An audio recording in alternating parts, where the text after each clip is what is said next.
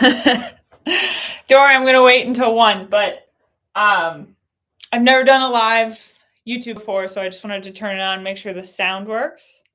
1, so if anybody can let me know if that's working, give me like a thumbs up or like a yes in the chat. If I don't get anything in the chat, I'm going to assume it's not working. And then if anybody, I'm going to pull this forward. I have to use my webcam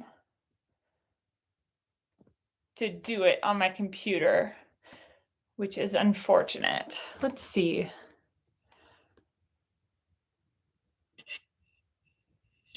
Okay. Can you guys hear me?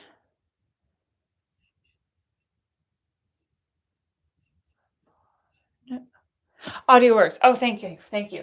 Okay. And then the second thing, this is unfortunate. My husband just ran out to get one because we realized this right before I started. So hopefully you can read that. I know it's a little small. But the reason it looks so weird is because here's me writing from left to right.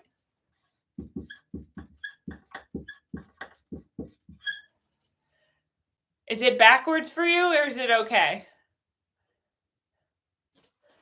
Learn how to. You can learn how to read inverted. I was going to try to write inverted. That was going to be the goal. So we'll see. I don't know how much I can do it. It's better how you just did it. Like this.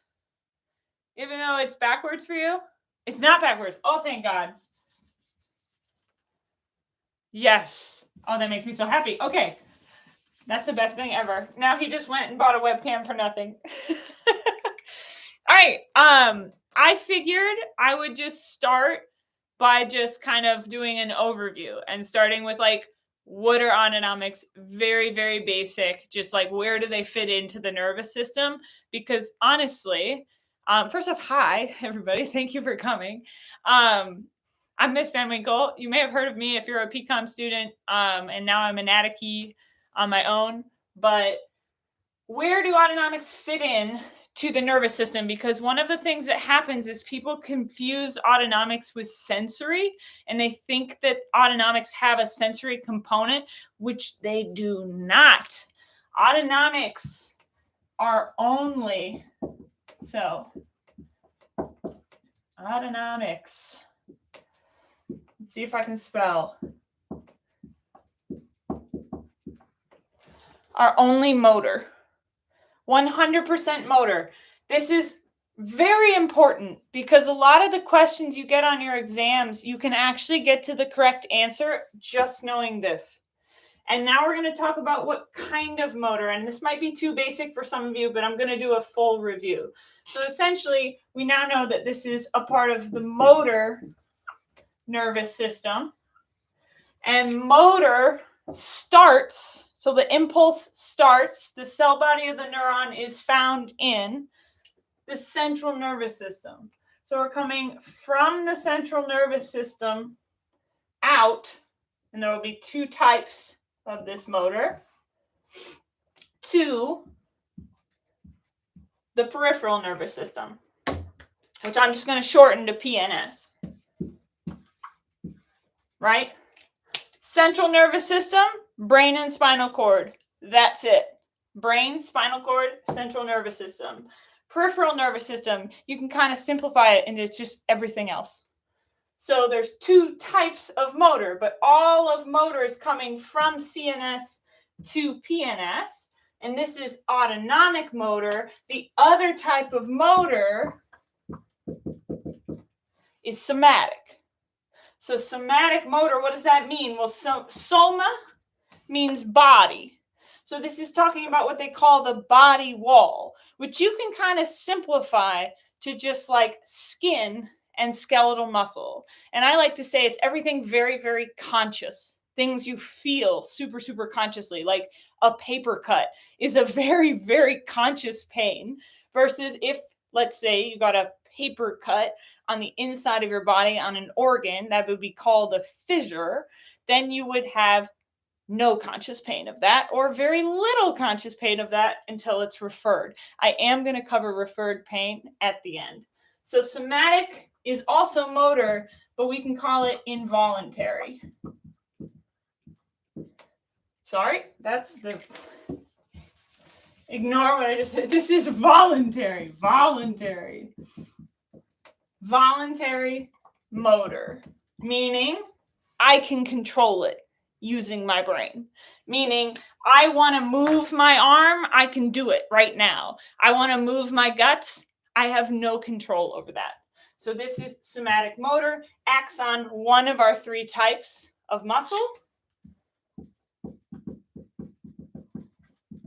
Skeletal muscle only. Autonomic motor, involuntary. And I know my other little Instagram video covered some of this, but I'm just recapping. This is an involuntary motor, acts on two different types of muscle, the ones you can't consciously control. So this is going to be smooth and cardiac.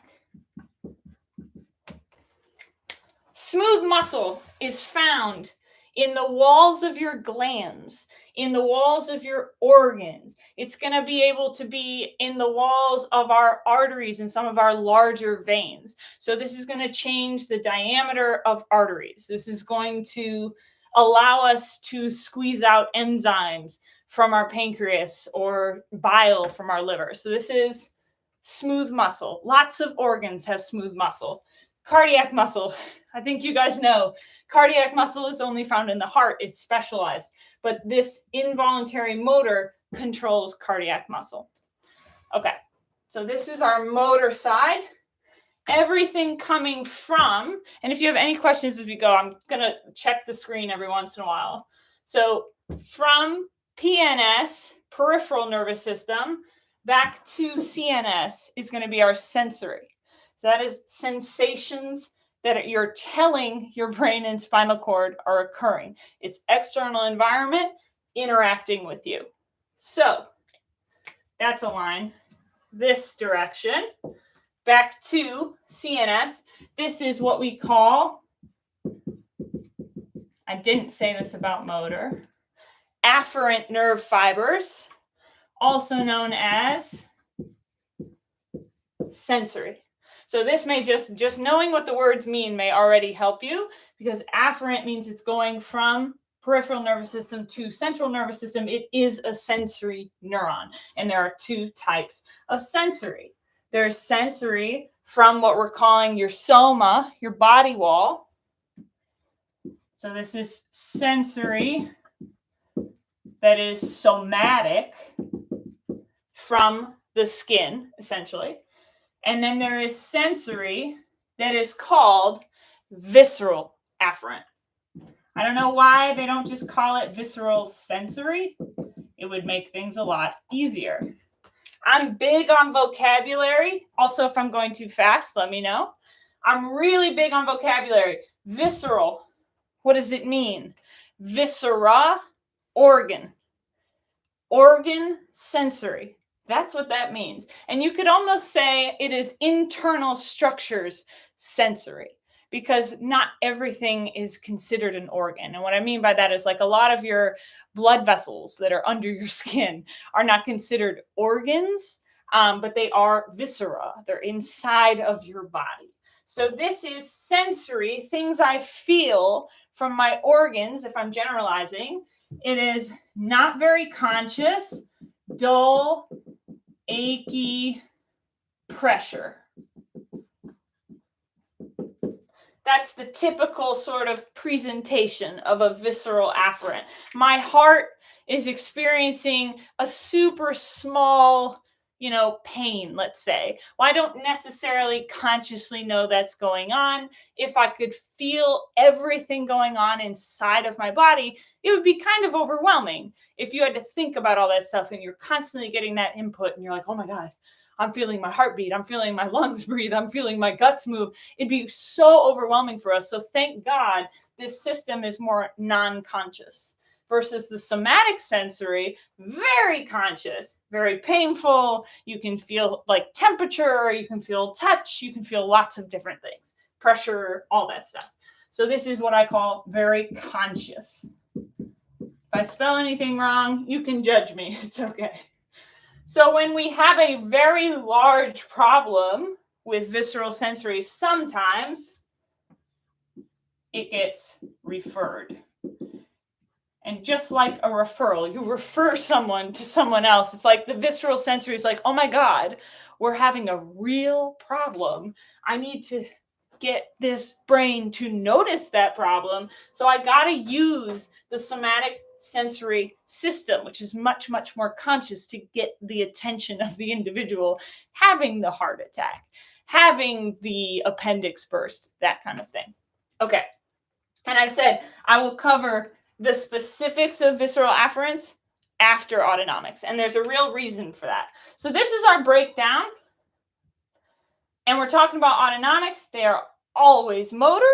They are always involuntary. And they are always acting on smooth muscle and cardiac muscle. So those are our key takeaways. And I'm going to move the screen, but I'll eventually erase that as well. But I figured this might be easier just for our purposes and for speed.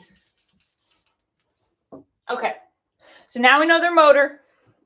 We're never confusing that. For me, don't do it for me. Just remember it's motor. Okay, so motor, autonomics. But autonomics are like our automatic system that helps keep us alive. And so there are two subsets of autonomics.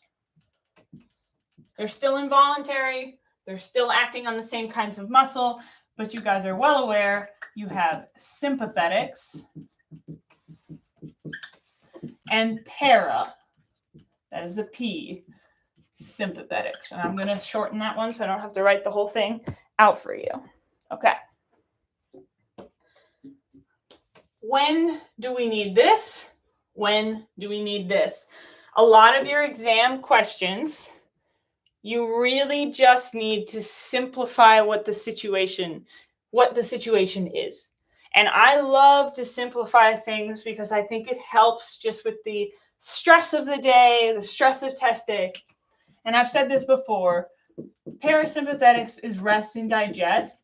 But I mean, if you forget everything you know on test day, just go back to rest and digest and just go, okay, would I do this if I was napping or eating something? What do I need to do? What does my body have to do to allow me to swallow something? Well, you better have saliva.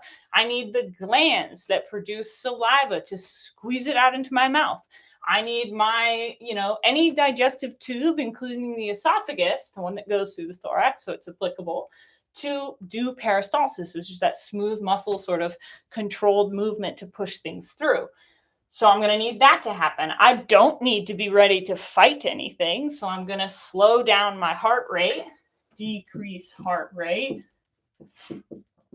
decrease, these are lungs, respiratory rate, because I don't need to be doing any fighting or running.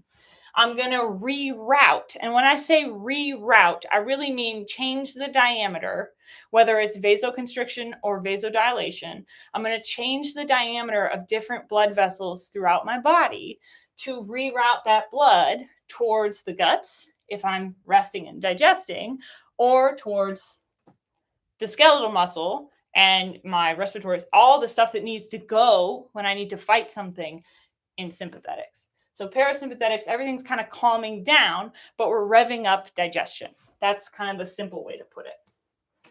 And then sympathetics is the opposite. We are fighting or flighting. I need to increase my heart rate. I need to increase my breathing rate, and I need to reroute blood away from digestion, actually stop some of those processes through inhibitory pathways, and then push everything towards heart, lungs, and all my skeletal muscles so I can actually do what I need to do to, punch a tiger in the face. So that's a recap of everything in that little video. And now I want to get into the very different specifics between these two things. So the first being, and thing that is actually tested quite often, is, do you know where the cell body of the presynaptic or preganglionic or the postsynaptic and postganglionic structures are. That's going to be a big part of this, and it's not as bad as it seems. So here's what we're going to do. We're going to break everything down. Whether you are sympathetic or parasympathetic, we are talking about two neurons when we're talking about its pathway. So there's always two neurons with autonomic motor. There's always one neuron with somatic motor. So the motor that goes to our skeletal system, somatic, one neuron we need to talk about. With autonomics, it's always two, and they're in reference in relation to each other. So we have two neurons. I'll draw very quickly. And their lengths are not their actual lengths right now. This is just to get the idea going. One neuron, two neuron. This portion of the neuron is the cell body. So is this one. That is very annoying what that's doing. Okay. This is an axon. And this is an axon. And between these two, this area where I'm going to dump neurotransmitters, that is the synapse. So those words, preganglionic, postganglionic, presynaptic, postsynaptic, interchangeable, are referring to the two neurons. This one is before the synapse, and the synapse occurs in a ganglia, which I'll define in a second. So this one has to be the before synapse neuron. This is pre-ganglionic or synaptic. I don't know which ones your professors are using more, so I'm going to write both. Pre-ganglionic or synaptic. This one is post-ganglionic or synaptic because the synapse happened. We're done with it. This one's after the synapse that we care about. So this is post. I know these are very different sizes. Ganglionic or synaptic. Anatomy is always fun. We make you learn like 6 words for the same thing. Because we're like that. All right. So the next thing they're going to ask you is, where is this preganglionic cell body if you're sympathetic? And where is this preganglionic cell body if you're parasympathetic? And they're actually organized kind of cool. The words may not seem cool at first, but they actually make a lot of sense when you break them down. Sympathetic cell bodies of our preganglionic neuron, where we could argue the signal starts in the peripheral nervous system, is going to be, depending on your curriculum, found in the lateral horn of the spinal cord. That's where our cell body is found. If they got more specific than that, they probably called it the IML, which is a specific sort of column of gray matter in the lateral horn. If they didn't get that specific, forget I said it. It don't matter. But it is in the lateral horn of the spinal cord that these cell bodies are found. Now, it's not just in the lateral horn from C1 to your coccygeal area. That's not where it is. It only exists in the lateral horn of the spinal cord from the levels T1 through about L2. Some people say L3. Depends on who you talk to. This is the more common range. So from T1 to L2 in the spinal cord, in the lateral horn, we find all of these cell bodies of our presynaptic, preganglionic neurons if we're in the sympathetics. The parasympathetics are not ever found in here. Its preganglionic, presynaptic cell body is found only in the cranial, like literally in the brain, in the cranium, I should say. Cranium and the sacral spinal cord. In the cranium, it's found in nuclei which is the same thing as a ganglia. I'm going to talk about it.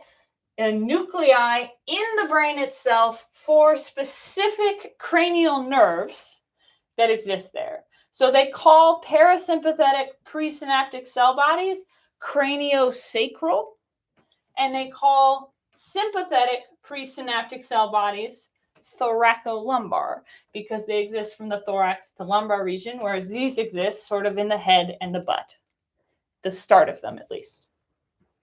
Okay. So let's, because it's getting confusing, let's focus on one and the other. I'm actually going to start with the easy one. And I call it the easy one just because for now, while you've only done thorax, this is the easier one because there's less going on. So we're going to start with parasympathetics. The first thing to note is that the length of our pre and our post ganglionic neurons is different if you're talking about sympathetics or parasympathetics. And so I don't start talking about sympathetics because I'm obsessed with them. I'm even going to erase that. So in our parasympathetic situation, we either start in a nuclei in the cranium, and now I'm going to tell you what a nuclei is. You may already know. I'm not trying to say you don't know. A nuclei in the central nervous system, the brain would be in the central nervous system, is a collection of cell bodies. And that would be of neurons. These are neuronal. N-E-U. Can't spell at all. So this is a collection of neuron cell bodies. That's what a nuclei is. Just like any nuclei is a collection of cell bodies in the central nervous system. In the peripheral nervous system, you may know where I'm going with this. I can't spell at all. In the peripheral nervous system, same definition. So these are really the same thing. They're both collections of cell bodies of neurons, but they're found in different places. Ganglia are collections of cell bodies in the peripheral nervous system. Nuclei are collections of cell bodies in the central nervous system. Just to make sure we understand the language, because honestly, a lot of anatomy's confusing parts are just a language barrier. Not a lot of people define everything when they're talking about it. So we have cranial nuclei in the brain from four nerves. Cranial nerve 3, 7, 9, and cranial nerve 10. Now, cranial nerve 10 is probably the one you guys talked about the most because this is vagus nerve. And I did use Roman numerals because they're never going to use numbers. So eventually you're going to have to learn Roman numerals. You can kind of ignore it for now because you haven't gotten to head and neck, but this will come up eventually. Doesn't hurt you to start learning them. Okay, so cranial nerve 10 is vagus nerve, cranial nerve 9, 7, and 3. 3, 7, 9, and 10. There's a really easy way to remember this if you have a cat. And some cat owners are not going to like this. These are what we call our cat nerves because a cat has 3 lives. You feed your cat 7 days a week. Feed 7 days a week. 3 times a day, maybe. Or you could say they have, I'm sorry. I am coming down with a cold, so my brain is kind of fuzzy. So if you have a cat, maybe people don't do this. You feed it 3 times a day. It doesn't have 3 lives. That was so stupid. Feed it 3 times a day, 7 days a week. It has 9 lives. So on the 10th, it's dead. And that's sometimes how people remember 3, 7, 9, and 10 for our autonomics, parasympathetics exists in these nerves and in the nuclei of the cranium. So 3, 7, 9, and 10, feed it 3 times a day, 7 days a week, 9 lives, and then on the 10th life, your cat might die. Now, everyone that has a cat is mad, but it's okay. There's also preganglionic cell bodies of our parasympathetics in the sacral region, and it's really going to be in nuclei of our spinal cord, sacral spinal cord, in the S2, S3, and S4 region. So this is where we begin. This is where our preganglionic or presynaptic cell body exists, either here or here. And we can do cranial nerves 3, cranial nerves 7, 9, and 10. And the one we really care about right now is probably vagus. And then S2, S3, S4. This is all parasympathetic, preganglionic cell bodies exist here. Now, the nice thing about parasympathetics is that the pathway is way simpler than the sympathetics. So we basically have a preganglionic neuron that is incredibly long. I'm just going to make it really exaggerated. Incredibly long. How long? However long it needs to be. Because this preganglionic neuron is going to go all the way to the actual organ it is innervating. So, for example, let's say we're going to go do parasympathetics of the heart or the lungs, since we're trying to focus on thorax. So we might go to the heart,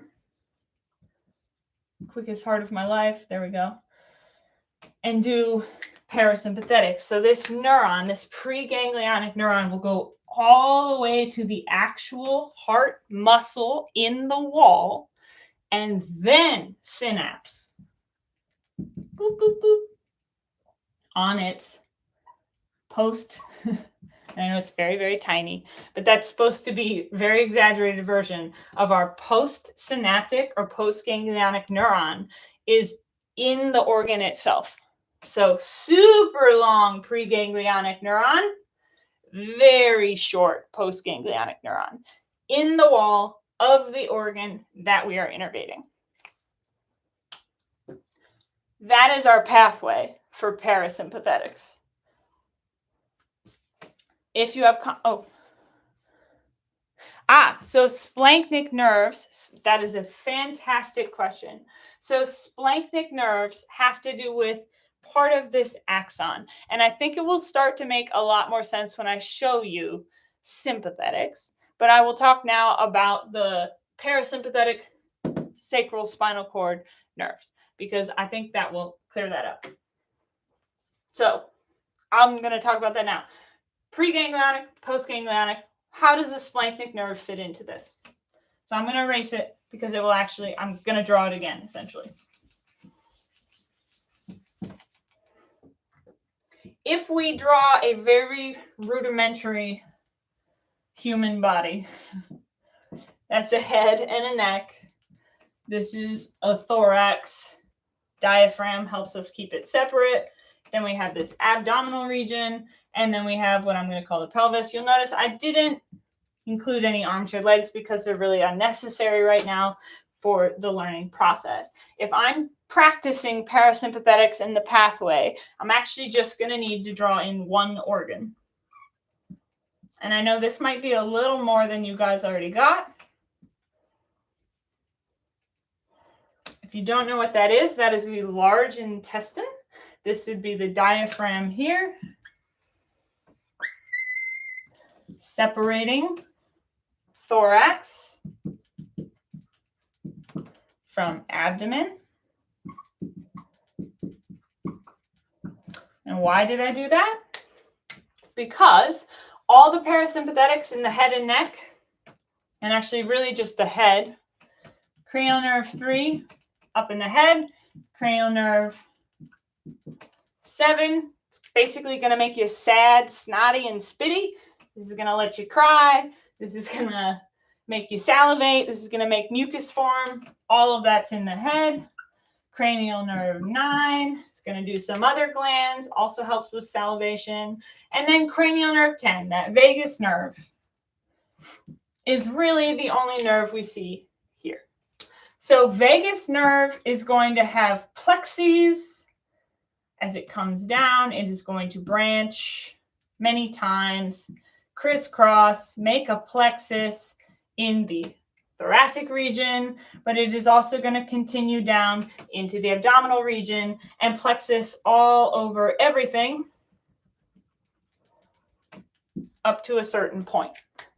So vagus nerve we call the wanderer because it goes from the head, literally the brain, all the way down into the thorax to innervate lots of things in the thorax as well as the neck, and all the way down to do all of our abdomen up until this flexure, which is just a turn of our colon on the spleen side. So this is our splenic flexure. There's a reason I told you all that, and I know you're in thorax right now. Where do the splanchnic nerves come in? What is with the splanchnic nerves? Well, we really only talk about splanchnic nerves mostly with sympathetics. But I want to show you something. Splanchnic equals organ equals viscera. Organ branch, organ nerve, visceral, organ. All of it means the same thing. So if you see the word splanchnic, you can basically assume that it's going to an organ. So we don't typically talk about splanchnic nerves in terms of parasympathetics until you get down into the pelvis, because that S2, S3, S4 come out from the spinal cord in some nerves that are purely parasympathetic nerves from S2, S3, S4. So these S2, S3, S4 nerves, once they come out of the spinal cord and they branch up through the pelvis and they plexus all over things down here, we call the S2, S3, S4 nerves. I just skipped S3. There we go. We'll just make it S2 through S4. Pelvic splanchnics.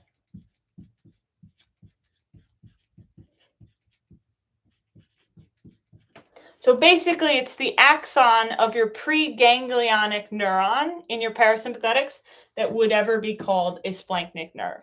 Now, that's completely different in the sympathetics, and I'm going to show you lots of stuff about sympathetics. So S2, S3, S4 are technically pelvic splanchnic nerves. P for pelvic, P for parasympathetic. Because this is the one time we use the word splanchnic with parasympathetics. The rest of the time, we only use it for sympathetics. So a cardiopulmonary splanchnic nerve is a sympathetic nerve. And I will show you. So that may not have answered your question fully yet, but let me show you sympathetics so that we can get through it.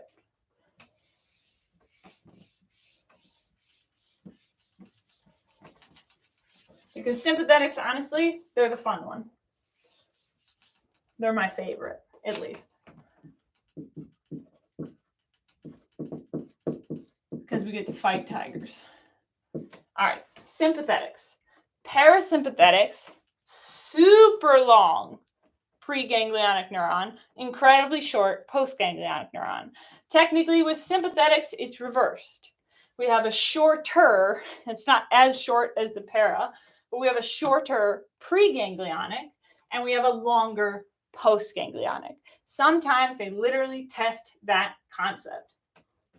So where does our presynaptic preganglionic cell body begin? And this is when I'm going to show you the brain and the spinal cord. So our brain, it's a rudimentary spinal cord. Our parasympathetics came from like here and here. They gave S2, S3, S4, our cranial nerve 3, our cranial nerve, I'm just going to write the letters or numbers, 7, 9, and 10. Came from here, branch out to their different areas, vagus all over the place. And these ones are technically called pelvic splanchnic nerves, or you could even think of them as branches. Versus sympathetics are considered thoracolumbar. They're going to come from the thoracolumbar region of the spinal cord. So what we're going to do is we know it comes from T1 to L2, but what does that mean? Let's take it out and look at it. So I'm going to cut the spinal cord at T1. And I'm not going to draw the whole thing because it would take me too long. But basically, we cut our spinal cord. We'd see something like this. Gray matter in the middle, white matter around it. Gray matter, like nuclei, just means there's cell bodies there. There's nuclei there. It's going to be darker, literally, because it is full of cell bodies of neurons, versus white matter is axons. That's why it's white. It's got myelin around it. And this is different levels. So we can't see them all because they're stacked on top of each other. Let's pretend this is T1, this is T2, T3, T4, T5, and so on, all the way down to, and I'm going to skip a few, L2. This is where our sympathetics begin. Now, to understand sympathetics, we really, really need to understand all the parts of the peripheral nervous system attaching to the spinal cord. So we start from T1 to L2, but where do we start? Well, we always start in the lateral horn of the spinal cord. So we are finding our presynaptic, preganglionic cell bodies of our sympathetics, it's a mouthful, in this IML, which is a specific part of the lateral horn. I don't remember teaching that at PCOM. I think you just need to know lateral horn. But remember, this is like a column. It's not just a dot. It's a 3D column. So this column exists, and all those cell bodies exist and can start a sympathetic signal from this lateral horn. Cell bodies of our sympathetics always begin in the lateral horn of spinal cord. How many times can I say that? I'm going to stop repeating myself. Okay, so we're beginning here. Now what I'm going to do is very quickly draw sort of a schematic of what's coming off here. Just on one side. Do remember, it is bilateral. So it would be coming off both sides like this, but this is just, for our purposes, a little bit faster for me to draw it this way. And I'm going to draw it really big in a second. I just want to get it started. Okay. So at every level, bilaterally, we have these structures branching from this gray matter, from the spinal cord to the peripheral nervous system. So we know these structures. We're just going to review them very quickly so that when I talk about the pathway of the sympathetic neuron, it's not too confusing. All right.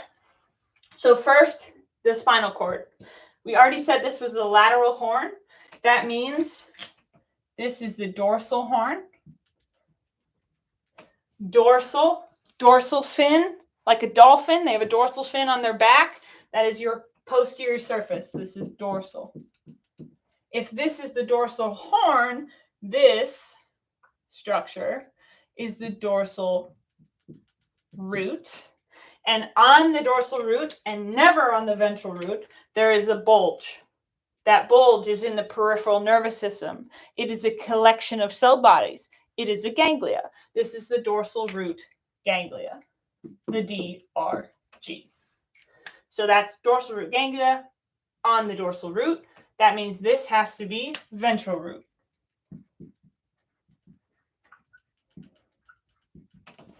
I'm doing it, labeling it on the small one, which is probably silly, but we're going to make a big one right after this. So ventral root coming out ventrally. You're vulnerable where your belly is. That's your ventrum, your ventral surface. That's how I think about it. And then those two roots come together, and this structure now has both sensation, which always comes in dorsally, and motor in it, which always comes out ventrally. That is a super important concept. So this structure right here, this portion of the gray matter, is what we call our ventral horn of our gray matter. There are cell bodies here, right? And those cell bodies in the ventral horn, cell bodies in the ventral horn are somatic motor neuron cell bodies, which are going to come out like this and go to whatever skeletal muscle. When I get passionate, my writing gets really bad. Whatever skeletal muscle we need to innervate. What if we come in dorsally? Let's say we felt a spider crawling on our forearm. So we could feel that in the skin through a receptor. And that signal is going to come in. It will never go ventrally. Ventral is for motor, but it will come in dorsally. And sensory neurons are weird. They are pseudo-unipolar, so their cell bodies are not at the end. They're not at a pole of the neuron. They're kind of sort of in the middle, which means all of the cell bodies in the dorsal root ganglia are sensory nerve cell bodies because sensory nerves look different than motor nerves typically. So this is a cell body, and then it's the rest of its axon would continue and synapse on a different sensory nerve in our dorsal horn. So this is just the basic concept of sensory comes in through the dorsal root, motor comes out the ventral root, never any other way. And the reason I bring that up is because what are autonomics? They're motor, which means even though they start in this lateral horn, the cell body will be in the lateral horn, but the axon will travel through the ventral root. So if I'm a sympathetic neuron, I'm going to start in the lateral horn in the spinal cord, travel through as an axon, the ventral horn into the ventral root, out into this mixed spinal nerve, and I drew it a little too long. And then what? And that's really the part that is confusing, and I'm going to blow it up. So we always start in the lateral horn of our spinal cord, exit ventrally through the ventral root into what's called a mixed spinal nerve. But then, instead of heading out, and I never told you what those were, through either a ventral or dorsal rami, ventral rami, dorsal rami. Don't let rami get you down. Rami literally means branch. So this is ventral branch, an anterior branch, something that comes anterior. Most of our ventral rami are named, like specific names, musculocutaneous nerve, many others. I can only think brachial plexus. Median nerve is a named nerve that is a ventral rami. Dorsal rami are branches that head dorsally. We usually don't name them.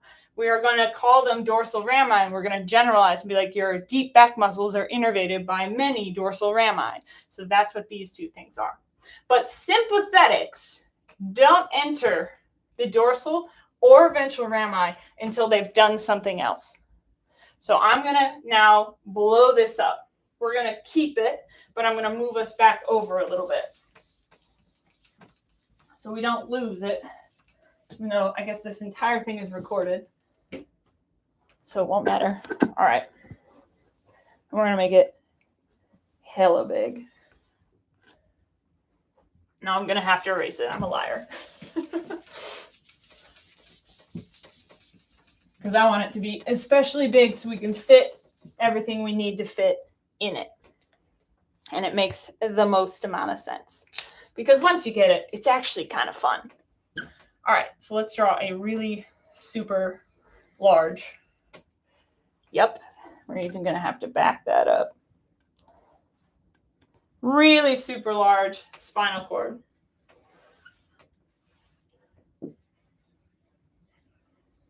It's not perfect, but it doesn't have to be perfect as long as we can tell what it is. And we're going to scoot you all the way over here so that we can put in our structures. These are a little bit exaggerated for the record. All right. This is our dorsal root, ventral root, And I'm writing it kind of small because I want to leave space in the actual structure to draw some pathways. And those come together as what we call a mixed spinal nerve because it is mixed sensory and motor when we are out here and things are still crisscrossing. And hanging off of this mixed spinal nerve before it gives off your ventral and dorsal rami. So here's our dorsal rami and our ventral rami. Ventral rami are usually larger. Ventral rami, another example I could have given earlier would be like an intercostal nerve. Even though it's a posterior intercostal nerve, it's still a ventral rami. So it's not headed towards the back. So that could be an intercostal nerve. But what's more important is that we add in this thing over here, which is the sympathetic chain. So the sympathetic chain is going to exist not from T1 to L2. Sometimes people get that confused. The sympathetic chain exists from your neck all the way down to your sacrum and your coccyx. So the sympathetic chain is really long. And I'm even going to draw a little drawing and then erase it really quick. So here's that horrible little like armless, legless person that I draw. It's not horrible. It just seems kind of cruel. Head and neck, thorax, abdomen, pelvis. Just to show you how long the sympathetic chain is that I'm about to draw in here. It runs from the neck all the way down, bilaterally, from neck to the coccyx. And we're going to have beads on the string. Essentially, these are axons connecting ganglia that exist on this, what they call sympathetic trunk. So like the axon part that connects each ganglia to each other is technically the sympathetic trunk, whereas the sympathetic chain refers to both. It gets a little annoying. You can basically interchange sympathetic chain, sympathetic trunk, and paravertebral ganglia. Paravertebral ganglia. Paravertebral ganglia is typically a term that's just thrown in one day, and you're like, what is that? Para means on the sides of. Para, on the sides of what? Vertebral, the vertebra. So these ganglia are found on the sides of the vertebra, parallel to them, you could argue. So that's why they're categorized as paravertebral ganglia. I feel like I'm writing that way too small. Paravertebral ganglia, whereas the other ganglia you hear about are categorized as prevertebral ganglia. Prevertebral, pre means before or in front of the vertebra again. So these ganglia in the sympathetic chain are paravertebral. They're going to run on the sides, and this is not going to be the correct amount because I'm doing it real fast. I think I just made a bunch of lumbar ones. It doesn't matter that much for this purpose. So ganglia on the sides of the vertebra, paravertebral ganglia. The ganglia that exist there happen to be the sympathetic chain ganglia. Prevertebral ganglia exist in front of the vertebra, and because of our anatomy, you'll learn when you get to the other units like abdomen and pelvis, there's usually big arteries in front of our vertebra, so those prevertebral ganglia actually sit on top of the arteries. And you will learn them, or I'll do another session like this, a different time so that you can get the nitty-gritty of that, because it's actually really intuitive. It's really cool. Okay, so that's our sympathetic chain from the neck to the sacrum. The only area that's sort of wonky is the neck, because there's 8 cervical, spinal levels, but there's only 3 ganglia in the neck. So we have just a superior, a middle, and an inferior. And every once in a while, the inferior and the first thoracic ganglia, so T1, combo into one ganglia, and we call that the stellate ganglia. It's a star. It's special. It's a combo. So, sympathetic chain. Just so we're aware of what the big picture of the sympathetic chain is. And then we can look at the sympathetic chain in this picture, because off of the sympathetic chain, from these ganglia, you're going to have splanchnic nerves coming off medially. So the thoracic area will have them, but it will also have ones that sort of combo together and create longer splanchnic nerves that we name that don't do anything in the thorax, but leave the thorax to the abdomen to do other things. I'm talking about the greater, lesser, and least splanchnic nerves. Those are going to be nerves that begin in the thorax, come from those sympathetic thoracic chain ganglia, but then go and do things in the abdomen. So splanchnic nerves come off of the sympathetic chain. So I will show them to you now.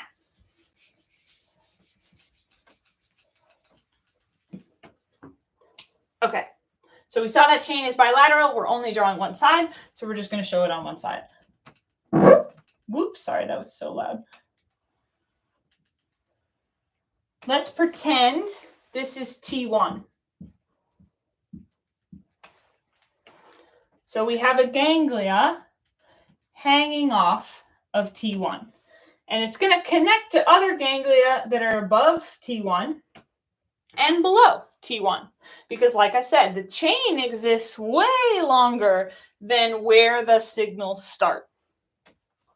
Because the chain kind of acts like an elevator. So I can either go up to a different structure, or I can go down to another structure, or I can stay at the same level. I got options. And one of those options is to head medially, which we call a splanchnic nerve. So I'm going to draw in a couple of these just to give us some space. And then we're going to walk through the path.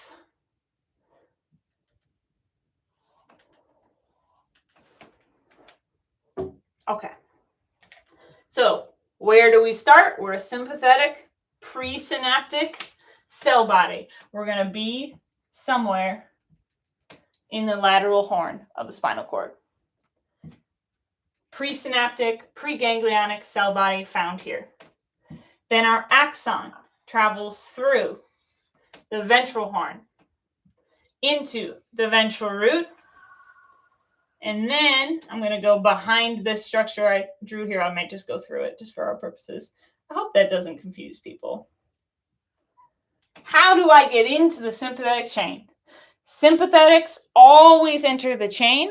The difference is they do not always synapse in the chain. We do not always dump neurotransmitters on the postsynaptic cell body in this chain, because this is paravertebral ganglia, and some sympathetics dump neurotransmitters on their postsynaptic cell body in prevertebral ganglia. So we don't always synapse here, but we often synapse here. So we have to get in. Every pathway of sympathetics starts like this, and we always get into the chain through this little structure. And there are two little structures that sort of connect us to this mixed spinal nerve. This one is called the white rami. Communicans. Depends who you talk to. Some people simplify it just to white rami. So I'll just put white rami C. This one that is closer, more medial, is the gray. And the gray rami has a very important purpose, but organs don't care about the gray rami very often. So we enter through the white rami every single time. This is the only entrance to the sympathetic club. If you try to get in another way, it doesn't work. You have to come in through the white rami communicans. There is no other way. Which means, fun fact, white rami only exist, and I should have drawn this differently.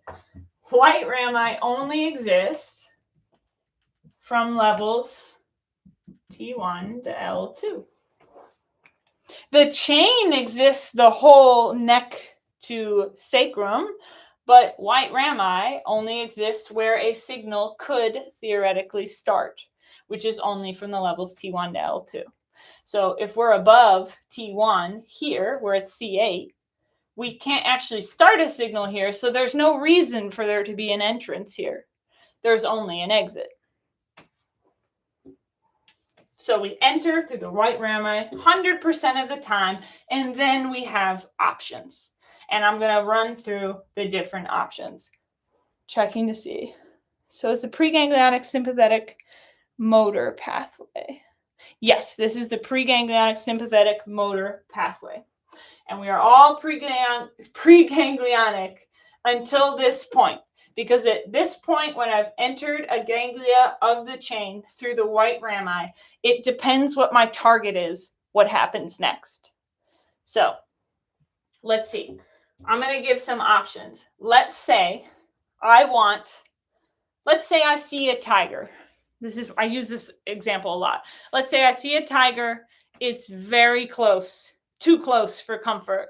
So one of the first things you're probably going to do, and one of the things that used to happen when I would lecture when I was like super early, is I would start to sweat a little bit, like early in my career. I'm not doing it right now, I promise.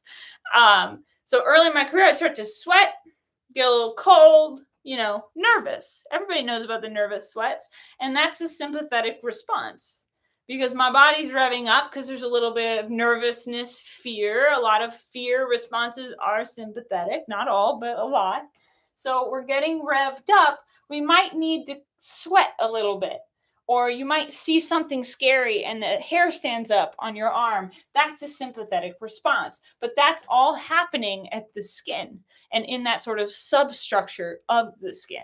So I'm going to draw in the pathway if I need to get to the skin, or what I can call the body wall, to do autonomic sympathetic things like cause you to sweat, cause your hair to stand up, which is when you innervate those erector pillae muscles in the skin that pull on the hair follicle, make it stand up. The sweat glands, which I already mentioned, and then also some vasoconstriction. So if I'm going to go to the skin, which I'll draw a little substructure. I'll make sure you can see it. Okay. Whoop. Here's some skin, a hair follicle with a little erector pillae muscle. It's going to pull on it. We have a sweat gland. Whoop. And then we have some blood vessels. All right. So that's what I'm going to call body wall. Sort of, if I'm a sympathetic fiber, if I'm a sympathetic response that is headed to the skin, I'm going to have a pathway that looks like this.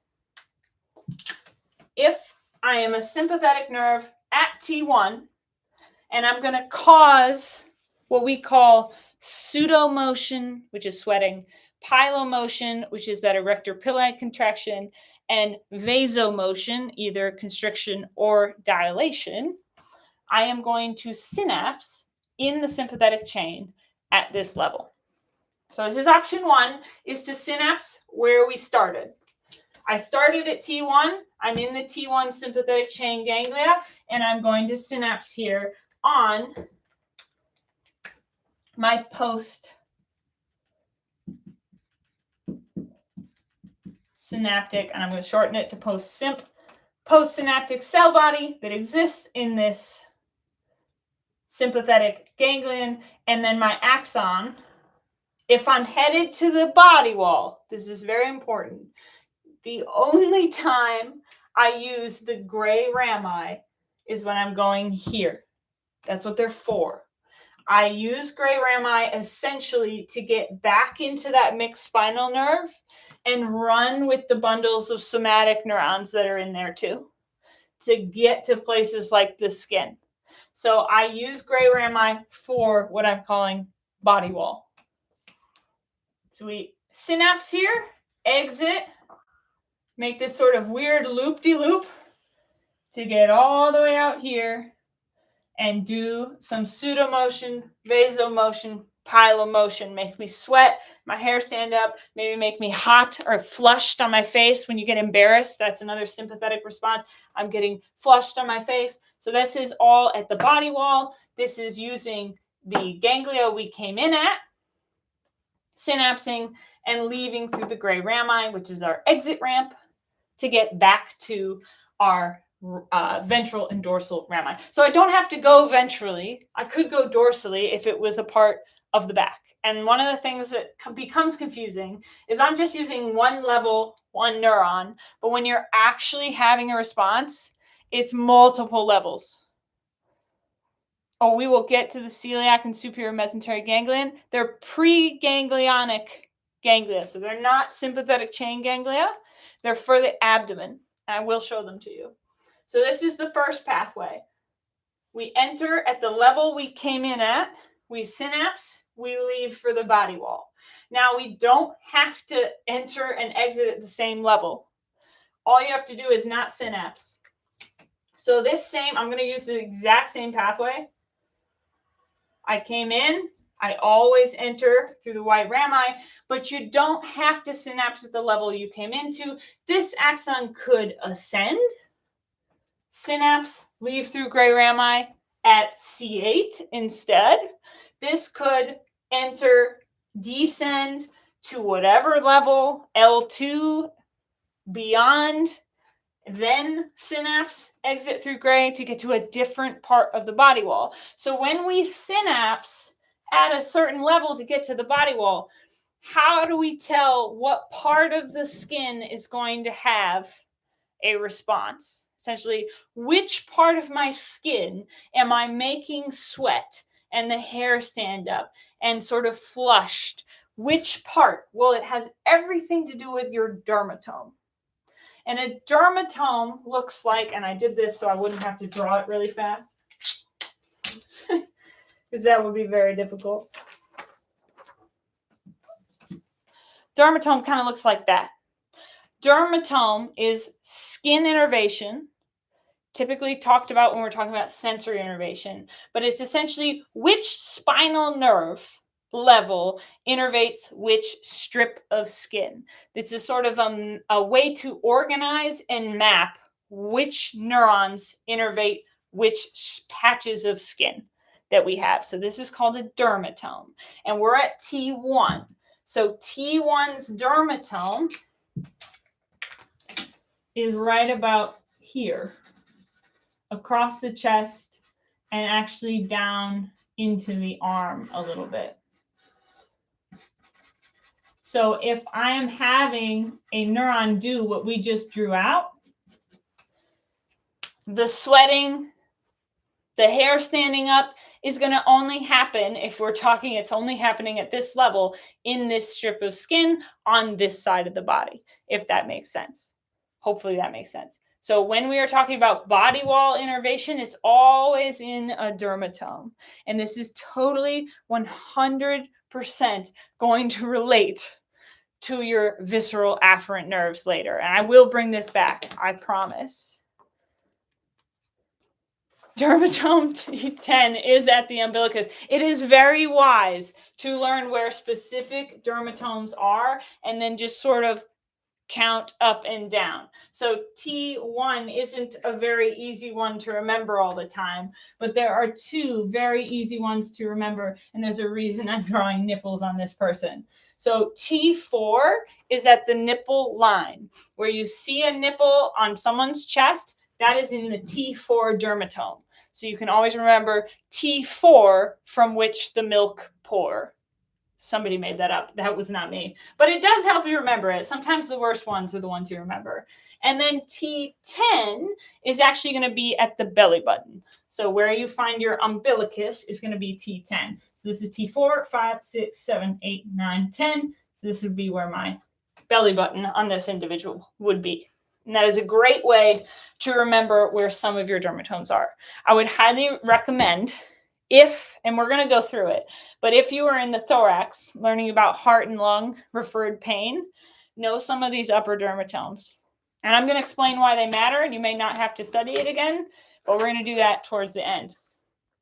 Okay, so Recapping very quickly, T1, we started a presynaptic neuron signal. We went into the chain. It doesn't matter where we synapse really. We're just trying to show an example of when we go to the body wall. So we pretended we synapsed at the level we came in, which would be T1, on our postsynaptic ganglia, exit through gray rami, out into either a dorsal or a ventral rami, depending on which part of the strip of skin we want to get to. And that is option 1. And that's anytime we want to get to the body. It's really options 1, 2, and 3, because sometimes when they explain it, they say, oh, it could go up is an ascending one, or it could go down, which is descending, but it's all going to the body wall. You're just entering and exiting at a different level. But the key takeaways for body wall, sweating, hair stand up, vasomotion, constriction or dilation of your blood vessels is going to be, if I'm going to the body wall, I'm doing it through a gray rami. That would be my key takeaway from this pathway. Okay, that's to the body wall. If it gets too busy, let me know. I'm going to try to use different colors, but that doesn't always work. So let's see how this goes. Notice I haven't touched these. There's a reason for that. And there should be one here too. So we'll draw it in. All right, let's start a different pathway. Not to the body wall. Instead of going to the skin, I want to go to an organ. And because we're at T1, I'm probably going to want to go to the heart or the lungs. So we're going to see now what I'll call a visceral pathway instead of the one to the body wall. We always start in the same place. Our presynaptic cell body in the lateral horn of the spinal cord, and then the axon does this business. This is the same for every single sympathetic pathway. So we're blue, we came all the way in, but now what? Now I'm going to descend one level just so you can actually see what I'm doing. Not necessarily necessary in this pathway. I could absolutely do what I'm about to do in this first ganglia, but I want you to see it. So I'm going to go down. I'm going to erase this purple. So we came in this way. Our destination is the heart. To get to the heart, we need to get into a cardiopulmonary splanchnic nerve. And a cardiopulmonary splanchnic nerve will exist from the levels off of these ganglia from T1 to about T6. Depends who you talk to. So these are cardiopulmonary splanchnic nerves. I'm going to write CP for cardiopulmonary and then splanchnic, which is one of my favorite words. This is a cardiopulmonary splanchnic. This is a cardiopulmonary splanchnic. This is most likely not a cardiopulmonary splanchnic because it came from C8. Cardiopulmonary splanchnics are just nerves or bundles of neurons that go to the heart and lungs. So what are we going to do? Well, if it's a cardiopulmonary splanchnic and it's going to the heart and lungs only, if we're going to the thorax, we are going to use this pathway. And this is not typical for organs. So this is almost like the first thing you guys learn is the exception to the rule, which is unfortunate. You're going to learn the exception to what normally happens if you're going to an organ first. So cardiopulmonary stuff is actually kind of weird compared to the rest of it. And I know that doesn't make any sense right now, so let's just do the pathway. Okay, so we got into the chain. Cardiopulmonary splanchnics, the pathway to the heart and lungs, you actually do synapse in the chain. That's very important. If I'm going to the heart and lungs, the esophagus, but mostly the heart and lungs. I'm just inhibiting the esophagus if I'm sympathetics, but I'm really focused on increasing heart rate and breathing rate in the thorax. So that's what we're focusing on. This is our postsynaptic cell body in the ganglia, and then we are going to have our axon go through a cardiopulmonary splanchnic nerve all the way to the actual heart itself. We got our heart. And this is our pathway. Dump neurotransmitters on the heart muscle, make it beat faster. That was simplified, but I don't teach that side of things. So let's recap. If I'm going to the heart and the lungs, and I could include the lungs in this picture too, just so we remember it's both. I start in my lateral horn. The axon goes through ventral root into the sympathetic chain. And then I'm going to synapse in the chain at whatever level, and I'll talk about levels in a second because there's specific levels for specific organs. I synapse in the paravertebral sympathetic chain ganglia, but I never go into a gray rami if I'm going to an organ. Instead, I use an organ nerve, which is also known as a splanchnic nerve. And specifically to the heart and the lungs, we use a cardiopulmonary splanchnic nerve. So this is our postsynaptic, postganglionic neuron found in a sympathetic chain ganglia. Then we take our axon all the way to the target organ. So it's different than parasympathetics because this is a longer path than just being in the wall. So this is to the heart and the lungs, causing increased heart rate, increased breathing rate. Now I said this is kind of an exception to the rule because when I go to the abdomen or the pelvis, I never synapse in the chain. Like an organ in the abdomen or the pelvis, absolutely no synapse in the chain, but the heart and lungs, we always synapse in the chain. And there are specific levels. So sometimes it's helpful to remember these levels, and it's incredibly helpful when you're trying to understand visceral afferent referred pain. The heart signals that are sympathetic come from T1 to T4 or 5. Depends who you talk to. I'm going to write 4. So, or I'll do /5. In this case, when I have a ish, just do whatever your lecturer told you. If they told you it's T1 to T5, go with that. If they told you T1 to T4, go with that. If they put a slash like I did, you get to say both. But heart, T1 to T4 or 5. Lungs, the impulse actually starts from T1, that is a 1, not a 7, to T5/6. So if we enter the sympathetic chain, we're going to synapse in a ganglia from T1 to T4, and we're also going to start in a level from T1 to T4. Why does that matter? Well, it matters because of visceral afferents. And I'm going to ask you a question right now. Do you want me at this point to explain how referred pain works from the heart and the lungs? Or would you rather understand the pathway to the abdomen? And if you have no opinion, I'm just going to choose.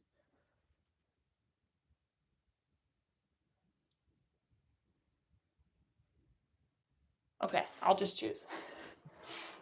Unless something comes in. Okay. So, I'm going to try leaving this up so it makes a little bit more sense. I have simplified a lot of what's going on in here, right? It's not just sympathetics going these very, like one neuron. Good, we're doing referred pain. That was also my decision. Yay, we're on the same page. All right, so in these nerves, what we call nerves are bundles of neurons. So one thing I like to show when I teach this is like, let's say I cut this ventral root and I looked at it head on. So I looked at it and it looks like this. Well, in that ventral root, we have neurons and they're bundled into fascicles, and we know they're bundled and bundled and bundled in the epineurium, whatever. That's histo. I do like histo, sort of. That's a lie. I don't love histo. I tolerate histology. Anyway, I'll stop talking about that. So I showed one pathway that was sympathetic in pink going out to the skin. So there are in this ventral root some neurons that are pink going out to the skin. Maybe they're all in the same fascicle. Maybe they're spread out into different fascicles. Honestly, I don't know. Never looked at it that closely. But what we need to remember is that in that ventral rami, there are some neurons that are sympathetic. But there are also some neurons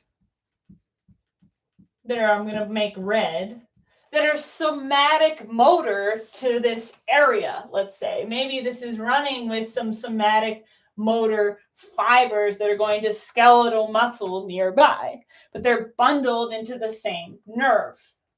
We also might have, and I'm going to use, I guess, orange because we haven't used it, some somatic sensory, like to the skin, like those corpuscles. I think they're Pacinian corpuscles, and the ones that look like onions in our skin. Those are all receptors of somatic sensory neurons. They're also running in this bundled nerve. So the point of this is that nerves contain different types of neurons in them sometimes. They're not just one type of neuron. And the same is true with your splanchnic nerves. But we don't have somatic motor and somatic sensory bundled in this splanchnic nerve. Instead, if I were to cut this splanchnic nerve and look at it as a circle, which hopefully you can see, okay. I'm just going to make it real simplified. It probably has more than 2 fascicles, but we're just going to pretend there's only 2. We're probably going to see some of this blue, which was our autonomic sympathetic motor neurons to the heart, because it's not just one neuron. And then we're also going to see, bundled with this, some of these green guys. What are those green guys?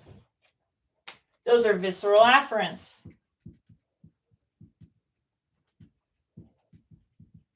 Here's where I think most people get confused and start to think that this is like an autonomic thing. Because a lot of times when I was teaching before, people would get visceral afferents and autonomics conflated, and they would think that autonomics had a sensory part to it. They are separate. Visceral afferents are a part of the sensation system, but their neurons are bundled in a sheath, in a fascicle, next to a fascicle of autonomic nerves. That's why they get confused. And that's why when people teach about visceral afferents, they always say that they're next to or running with or a part of, which is confusing language, because what's really happening is I have like stretch receptors in the walls of my heart that connect to an axon of a visceral afferent nerve that's just bundled with, in the same nerve sheath, running through that cardiopulmonary splanchnic nerve with my sympathetic autonomics. And it's going to run, as we say, in the reverse pathway, the absolute reverse pathway of the autonomic nerve. So it's going to go all the way back until this point. Because at this point, we have to remember that this is sensory, and there is no sensory allowed in the ventral root. So we're not going to enter the central nervous system, aka the spinal cord, in this drawing. Ventrally, we're going to go dorsally. This is where visceral afferents pathway changes. Our axon is going to dump neurotransmitters onto neurons in our dorsal horn. And our cell body is going to be found in the dorsal root ganglia, because this is a pseudo-unipolar classic old sensory neuron that's visceral. It's coming from an organ. That's the only difference. It's not coming from the skin. It's coming from an organ. So we call it a visceral afferent. They follow autonomic pathways in reverse. Now, I say autonomic pathways because it depends which part of the body you are in, which pathway a visceral afferent will follow. And what I mean by that is, in some parts of the body, these visceral afferents actually follow parasympathetics instead of sympathetics. But in the thorax, they always follow sympathetics. So visceral afferent nerve coming in like this. Now, the other thing I want you to remember is heart autonomic sympathetics start their signals from T1 to T4/5, which means they're visceral afferents. The sensation that you get from your heart comes from the same levels or dumps back on the same levels of the spinal cord. Super important. So that basically means sensation from the heart will be felt at T1 to T4/5 of your spinal cord. And I put felt in quotations because you don't typically feel your heart beat. You feel your heart in a bad way when something bad is happening. If we felt our heart moving all the time, it would be overwhelming. It beats all the time. It's moving all the time. That would be annoying. So thank God we don't do that. And now here's where everything gets a little murky. We're going to make it clear, but I'm just going to tell you right now, these are theories. This is my favorite thing about anatomy and about the human body is even today, when we know all this stuff, we still don't know for sure how this works. So visceral referred pain is theoretical. We are not 100% sure how this works, but we have some theories. 2 theories that make the most sense. And I'm going to add in an orange. Hopefully these are staying separate. If they're not, if you're like, I'm starting to lose track of where the colors are, just let me know in the comments. All right. So let's add one other neuron into this picture, and that's going to be a somatic sensory neuron. So I'm going to write somatic sensory neuron. A somatic sensory neuron comes from the skin. There's a receptor in the skin, and it's going to travel back towards the central nervous system. Nothing to do with sympathetics or anything like that, because it is sensory. It comes in dorsally. I'm going to shift. Its cell body is found in the dorsal root ganglion, and then it dumps its neurotransmitters in the dorsal horn. Notice the similarities between a visceral afferent pathway and a somatic afferent pathway, because afferent just means sensory, remember. So anytime they say afferent, you can replace that word with sensory. So this is a visceral sensory nerve in green and a somatic sensory nerve in orange. They have the same dumping point. This is very important. And this is where we get theoretical. Now, I'll tell you the first theory that's probably not true 100%, and you'll see why very quickly. One of the theories is that these nerves converge on the same, what I'm going to call secondary sensory neuron, the one in the dorsal horn. That's going to go, I'm going to draw it in black, actually. So this is my other sensory neuron, and it would go up to our higher cognitive powers, which is the brain, telling the brain what's going on, right? And then stuff happens in the brain that's magic to me because I'm not a neuroanatomist. I like all periphery stuff.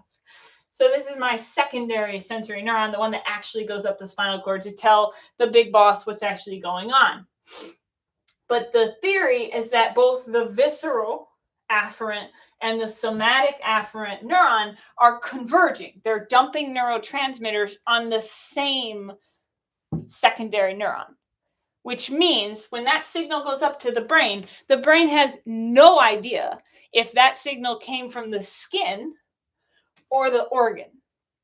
And so that's the first theory. It's called convergence, where they think because they dump on the same neurotransmitter and on this, their neurotransmitters on the same secondary sensory neuron, that it causes your brain to essentially get confused and go, oh, it must be the skin that's feeling this. So I'm just going to have that pain exist in that skin area. that is actually an organ pain that's referred to the somatic system. Now, that theory doesn't account for the fact that we can't always feel our heart. If this was true, we should always be able to feel our heart, and we'd constantly have like sensations in our dermatomal skin because of all of our organs moving, but we don't. So the second theory makes a lot more sense, and I don't remember the fancy name of it, but essentially the second theory takes this one and goes, you know what? There's probably a threshold, and I'll show you what I mean. So let's say we come in, and I'm going to draw it slightly differently. So our visceral afferent is dumping neurotransmitters and well, I didn't need to draw it like that. That was just look stupid. Okay, so it's dumping neurotransmitters, but nothing's happening because there's a threshold.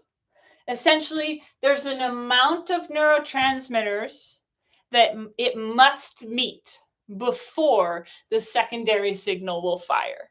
And that's how they think referred pain works, where they're like, we think it has to reach a threshold. Like you're getting so many signals from T4 through T1 through T4 of these visceral afferents just constantly dumping neurotransmitters in the spinal cord going, oh my God, we are having a heart attack. And so finally we reach a threshold that allows that signal to go up to the brain. And then the same thing from the first theory happens. The brain doesn't know if that was from the skin or if that was from an organ because it's the same secondary neuron.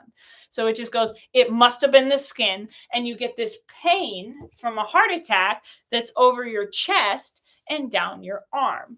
Now that's because, and this is where I brought in my little paper guys and my tape, which I've lost. Let's say we're having a heart attack, and I'm going to move us over here so we don't have to destroy that yet. And I got to go bye-bye kidney, favorite organ. Okay. So let's say we're having a heart attack. Here's our heart. I can't draw it fast. That's why I have it printed out. So we're having a heart attack. We're experiencing pain in our heart, essentially. And we know that the visceral afferents follow the autonomic nerve pathways in reverse. So we know that if I am feeling a heart attack, let's pretend it's occurring like here-ish on sort of the left side. And so we're having some left side pain. We have this visceral afferent nerve that's gone back into the sympathetic chain and then blah, blah, blah, blah, blah, did the reverse pathway and has finally dumped neurotransmitters on some spinal levels. So I'll put in our spinal levels.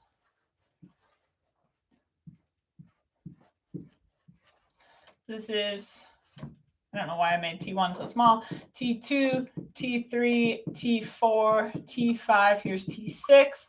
And then I'm going to show you something kind of special in a second. So we're having a heart attack. We got neurotransmitters dumped on all these levels probably. So we are experiencing the brain getting confused and then telling it. So we sent these signals up to the brain and the brain's like, that's coming from the skin. That feeling is coming from the skin, and all of a sudden you feel pain in your chest and down your arm. And that's because of dermatomes. Where did I put my dermatome? There it is. So T1 through T4 dermatomes looks like this. And I realized I drew the other one in blue, and also I'm going to make it so you can actually see this.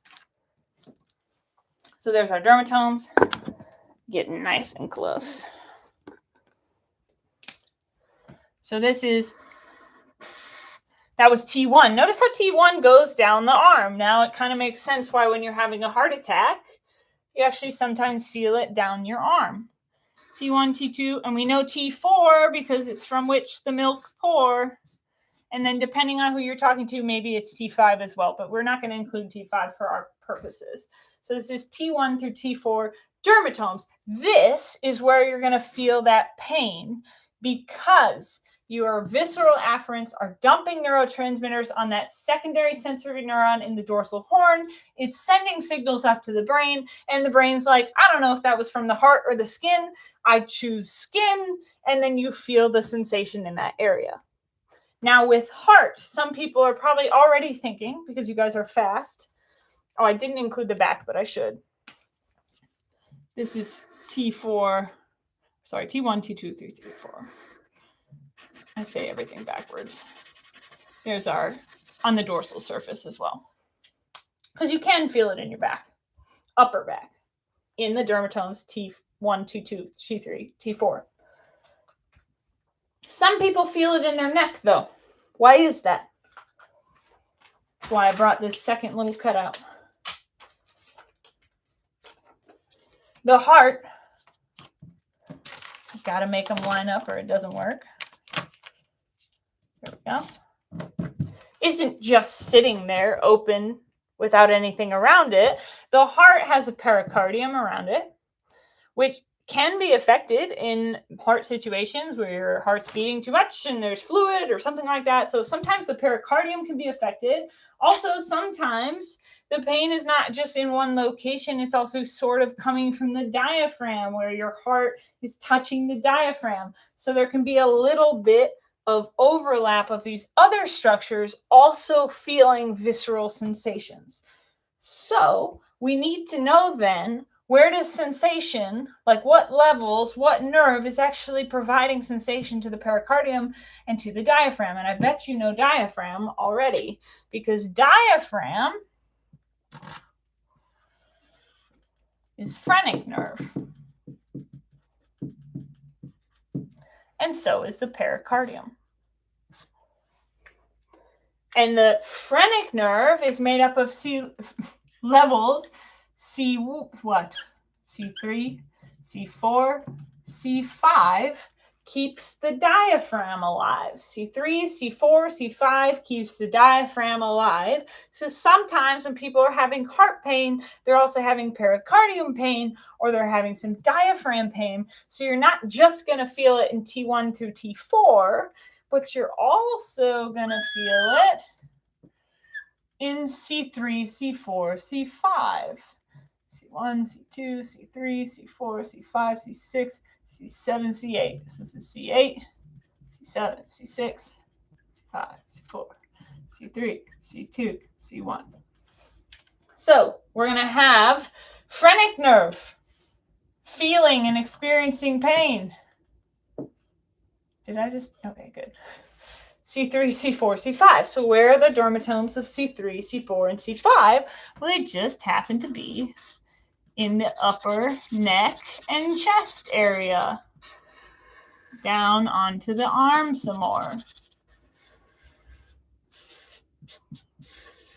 You don't have to memorize every dermatome. You just need to know an ish of where they go for the most part.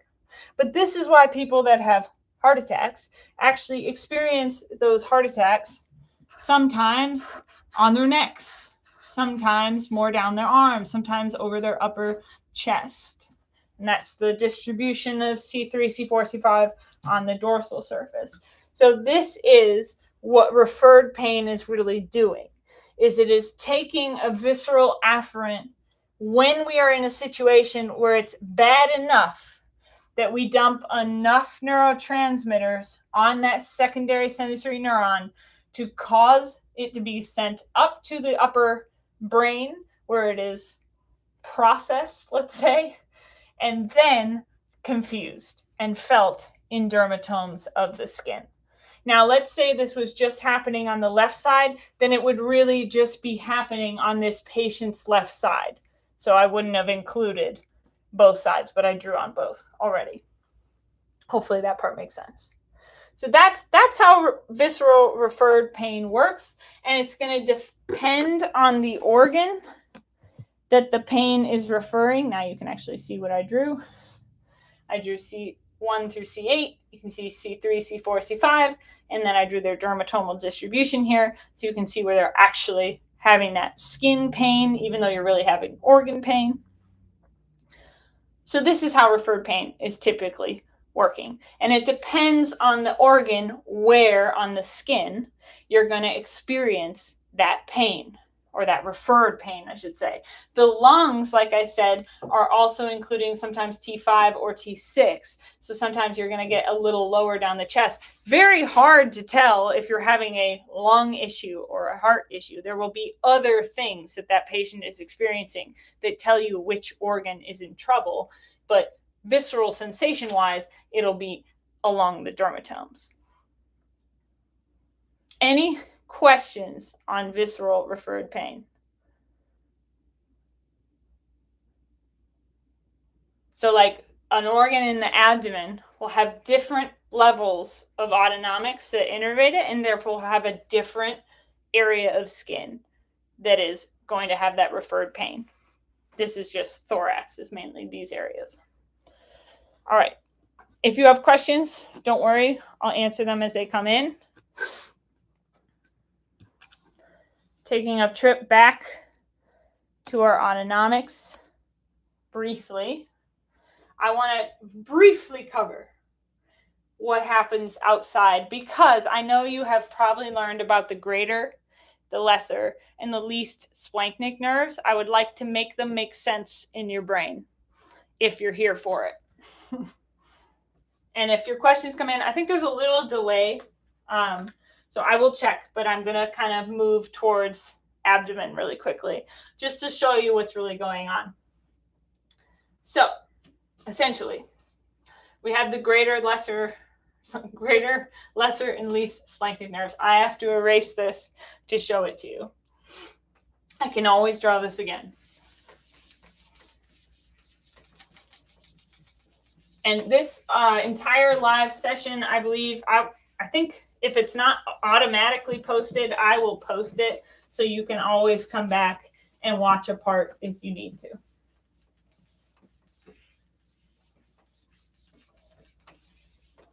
All right. So in order to kind of explain this, I have to draw that armless, legless person. I'm going to draw them a little bigger so I have room to do things. All right. Always do a dotted line between pelvis and abdomen because there's not really an actual border, physical border, I should say. But there is a very physical border between thorax and abdomen. That is the diaphragm. I'm not even going to write that. It's going to be so small, you're not going to be able to see it. So that is diaphragm. Head and neck. Up here. Thorax. Abdomen. And pelvis. All right. Now, we have a sympathetic chain running from the neck. I didn't make the neck long enough, so I'm just going to draw it into the head. Bilaterally down to the sacrum. And we got beads on that string, which are ganglia on that string. This is our paravertebral ganglia that exist in the sympathetic chain from the neck down to the sacrum. I'm not going to draw all of the ganglia. I'm just putting that out there. Not all of them. And I always say that and then I do it anyway, so I don't know why I ever say that. 1, 2, 3, 4, 5, 6, 7, 8, 9, 10, 11, 12. All right, I'm actually going to label some of these, so I lied. I'm going to tell you which ones they are. This is T1. There's no stellate ganglia on that side. We're just saying there's a separate T1. And I'm just going to write the number T2, T3, T4, T5, T6, T7, T8, T9, T10. Depending on the individual, sometimes the T10 is actually under the diaphragm. T11, T12. Just depends on the person. You guys have been in the lab. You've seen the difference in thoracic shape. Everybody's different. Diaphragms can be high, they can be low. It just depends on the individual. So sometimes these ganglia will be below the diaphragm. These lower ganglia in the thoracic ganglia can be below or above the diaphragm. Okay. So the reason I actually labeled those ones, and remember this is also bilateral, I'm just not going to do it on the other side for real this time, is because coming from T1, T2, T3, T4, sometimes T5 or T6, depends who you talk to, all of those splanchnic nerves are going to the heart and the lungs, right? So they are going to be cardiopulmonary splanchnics. That's lungs and a heart, if you can't tell. Cardiopulmonary splanchnics going to our actual thoracic organs, versus there are these, what people categorize as abdominopelvic splanchnic nerves, as like an umbrella term. Sometimes they come from the thorax. So this is where we get into our greater, lesser, and least splanchnic nerves. So I'm going to use different colors for each one. I'm going to use green for greater because they both start with G. So depending on the individual, but typically a greater splanchnic nerve is a combination of T5, T6, T7, T8, and T9. Greater splanchnic, very big. It's so great. It gets lots of contributions from multiple levels. This is greater. That is a very light color. Splanchnic nerve is made up of, we could say, T5 through T9. Greater splanchnic nerve. Notice I drew greater splanchnic nerve going down into the abdomen. I didn't tell you what happened there, but there's something that's going to happen. But first we have to establish what greater splanchnic nerve is versus lesser splanchnic nerve versus least. So lesser, I'm going to put splank, just with no vowels, is going to come from T10 and T11, depending on who you talk to. I always say that little caveat at the end, not because I'm trying to cover my bases, but because quite literally everybody is different. So like there's an average of what you're going to see, but if you Googled like what is lesser splanchnic nerve made up of, what is greater splanchnic nerve made up of, you're going to get some variation. It's not going to be drastically variable, but it will be slightly variable. So I'm calling lesser T10 and T11 together. If your lecture said differently, go with your lecture because I'm not making your test anymore. T12, least.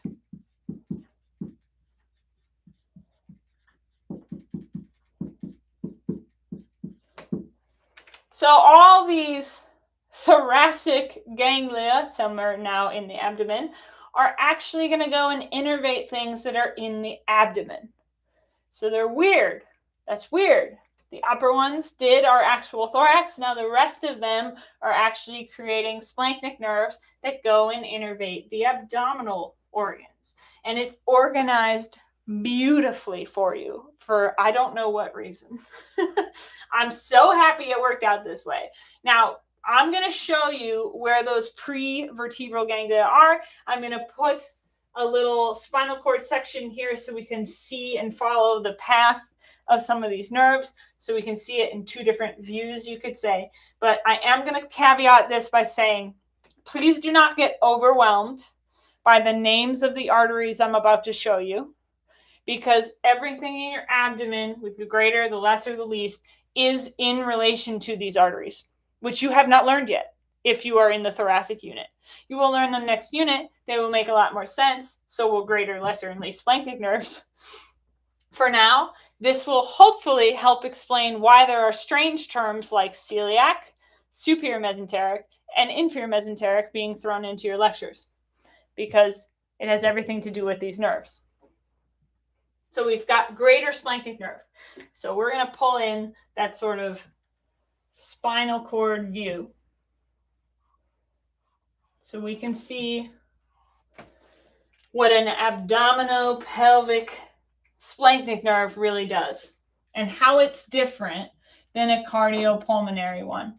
That's the largest dorsal root ganglia I've ever drawn.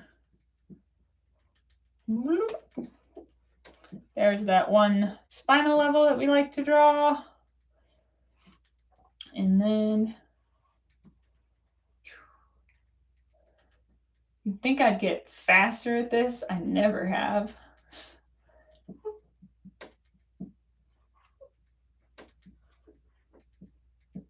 Eventually, one day, there will be a very clean video of all of this. Okay, so this is that chain. We can see its specifics over here, but this is sort of, let's say, at T6. I picked a random one. This is T6. And there's going to be a sympathetic thing that occurs. We always start lateral horn of our spinal cord. Presynaptic cell body, lateral horn of the spinal cord.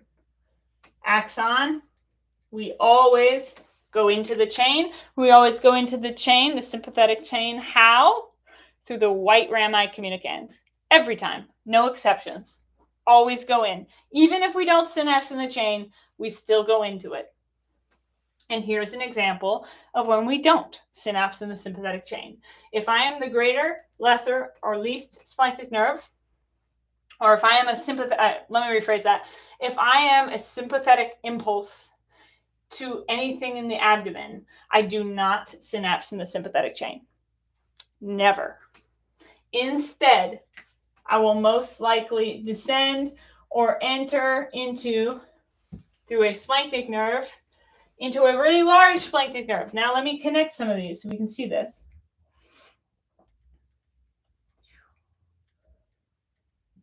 I shouldn't have drawn it like that. There we go. So we were T6, right? So we got T6, T7, T8, and I didn't include them all, but this would also include T9. This is greater splanchnic nerve. Signals getting into greater splanchnic nerve. We did not synapse in the chain. We ran right through it and into a splanchnic nerve. No synapse, right into, and for this example, this is the greater splanchnic. What did I do there? Splanchnic. I don't know what I did. You know what that's supposed to say. Greater splanchnic nerve. Into the greater splanchnic nerve. No synapse yet, which means if I'm going to the abdomen, I am still presynaptic, preganglionic axon. It's just really long. So I'm going to draw what I just did here. We're here. We've gotten into the greater splanchnic nerve. And now we are headed past the diaphragm, behind it actually, and then into the abdomen. And then we are going directly to what is called a prevertebral ganglia. Now, a prevertebral ganglia, as I mentioned earlier, is a ganglia that is in front of the vertebra, but in the abdomen, you have this very large abdominal aorta sitting on top of your vertebra. So all of your preganglionic ganglia, all of your prevertebral ganglia are on top of an artery. So I'm going to draw that artery in. Kind of goes like this. So there is our abdominal aortic arteries. This is our abdominal aorta. Came off our heart, descended through the thorax, enters the abdomen. There are 3 main arteries in this area. The celiac trunk, the superior mesenteric artery, and the inferior mesenteric artery. Now your ganglia might be starting to click a little bit. Your celiac trunk is the first trunk. Remember, a trunk just means it's about to have more branches. So our celiac trunk kind of exists here. And then it has branches that go towards where our liver would be. It has branches that go towards the spleen, super curly. And then another branch that goes to the stomach. That part doesn't matter to you right now. We aren't there yet.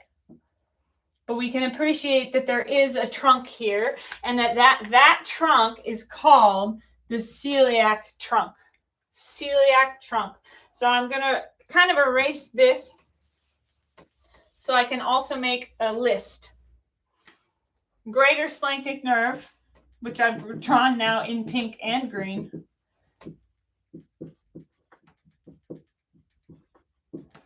Goes to, as a presynaptic, still presynaptic,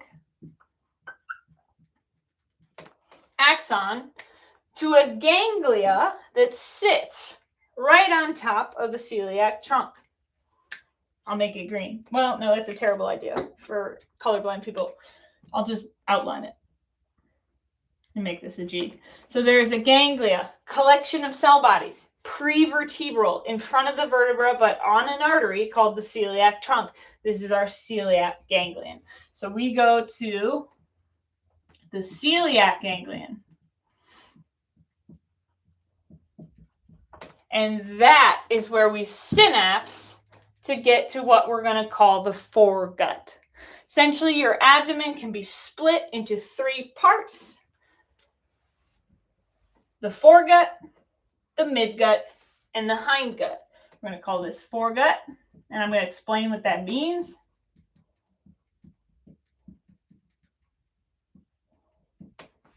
Your foregut is anything this artery touches, which I'm going to list for you because you haven't learned it yet. Liver, gallbladder, pancreas, stomach, spleen, all that good stuff. I may have forgotten some.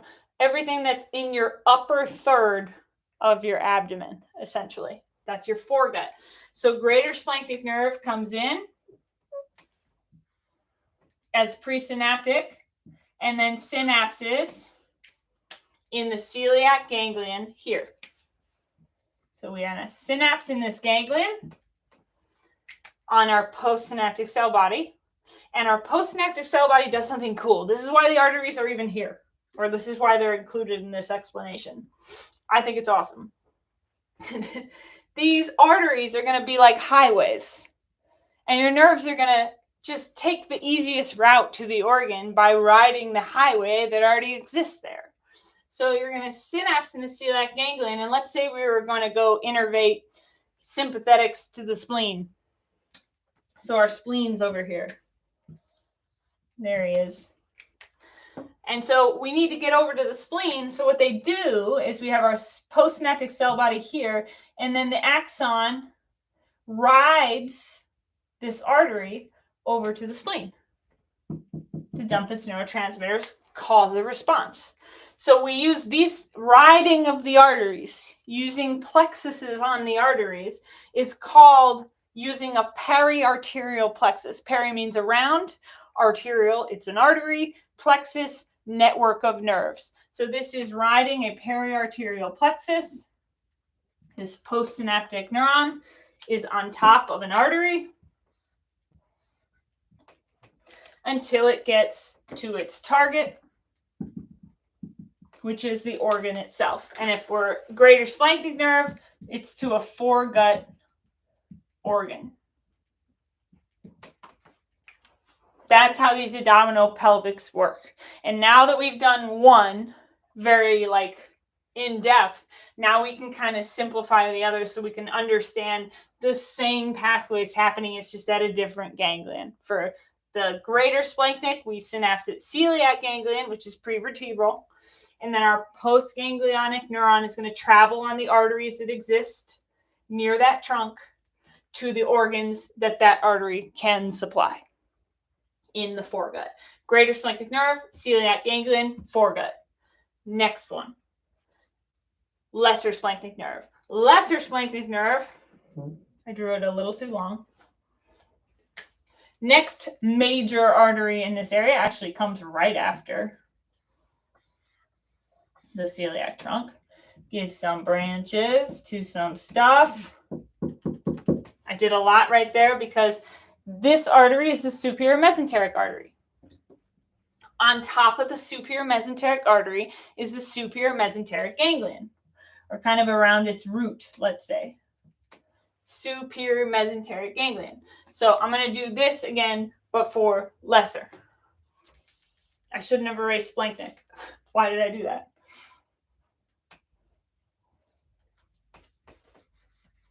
So it's the same path, just a different area. We start in T10-11 as lesser.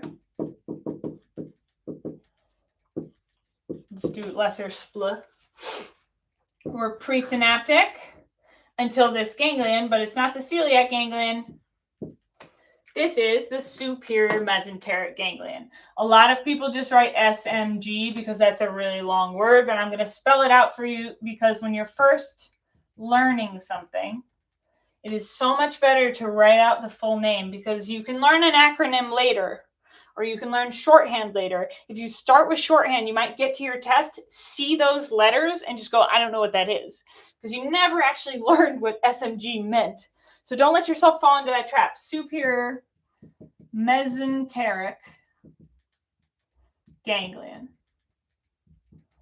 Lesser splanchnic nerve synapses at superior mesenteric ganglion, then rides a different periarterial plexus to get to anything that is innervated, anything that this superior mesenteric artery has branches to. Essentially, if you simplify it, that would be the midgut. The midgut's going to include all of your small intestines.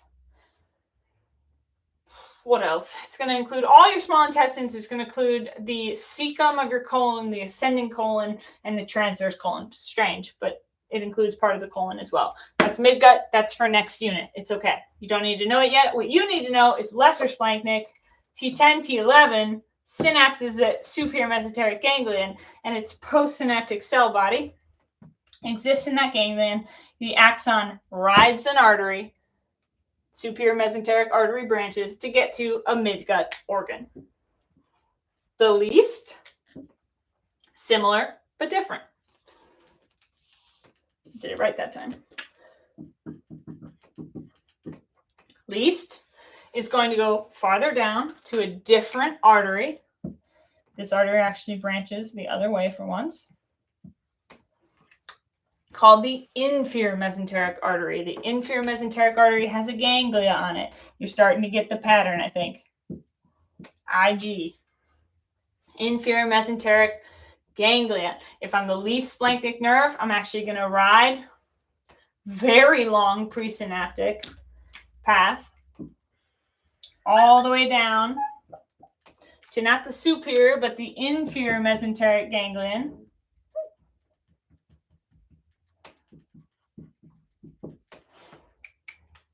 IMG, inferior mesenteric ganglion. Then I'm going to synapse in that ganglion, and I'm going to go to somewhere in the hindgut, riding the arteries to get there.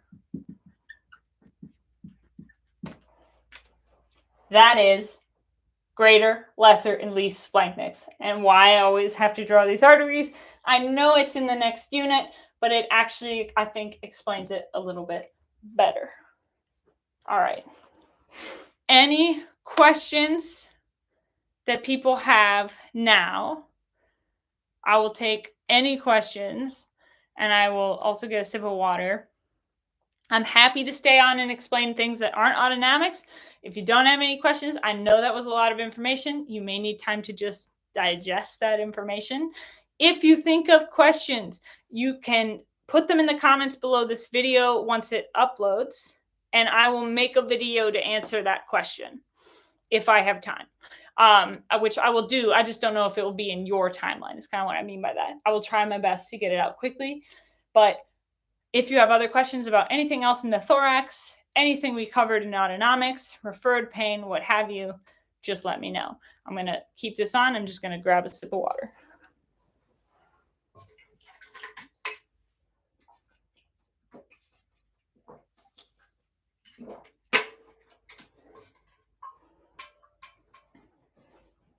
And if not, it's okay. You can always reach me through the Instagram account, and you can always reach me in the comments through the YouTube.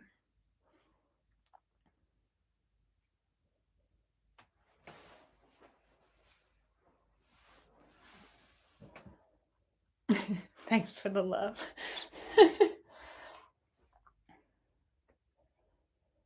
All right, I will also scroll through this because I couldn't always see it while I was gone.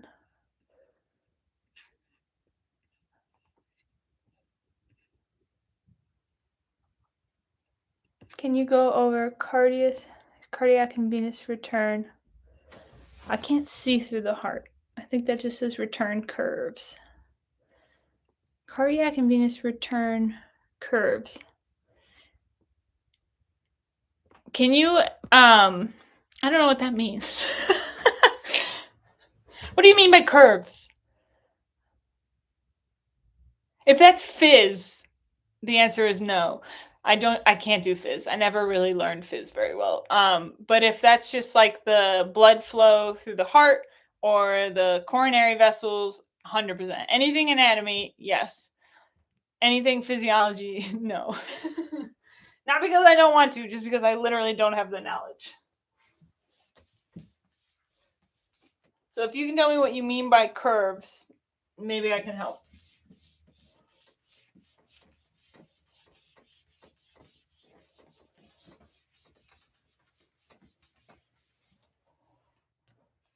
Oh, it's fizz. No, I'm sorry. One day, I promise, I'm gonna really get into fizz, but I don't know fizz very well. What is it called? I don't know if it's too complicated of a video. Sometimes he goes into extreme detail, and you guys probably already know about this, but Ninja Nerd is so good at explaining fizz so much better than I am. So if you're gonna seek out help for fizz, he's sometimes a really good account to look for. And then I'm sure your classmates have other better resources, but that's the one I know the best. So I apologize. I cannot do fizz. One day. Or maybe never.